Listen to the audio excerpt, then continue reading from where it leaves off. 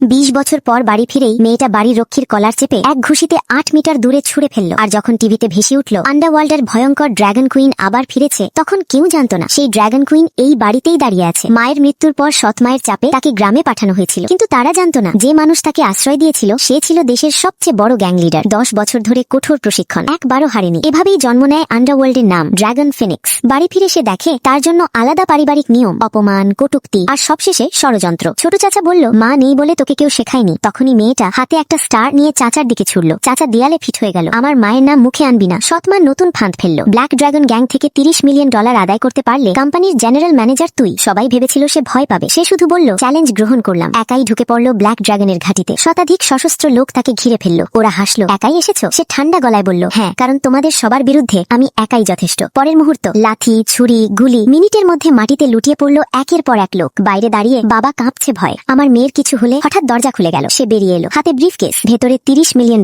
এক পয়সাও কম নয়। ঠিক তখন কয়েকটা কালো গাড়ি এসে থামলো। নামলো ব্ল্যাক ড্রাগন নিজে। তার লোকেরা চিৎকার করে বলল, এই মেয়েটাই আমাদের মেরেছে। ড্রাগন রাগে ঘুষি তুলল, কিন্তু সামনে গিয়ে হঠাৎ থেমে গেল। তার চোখ স্তব্ধ। দিদি তুমি? সে হাঁটু গেড়ে বসে পড়ল।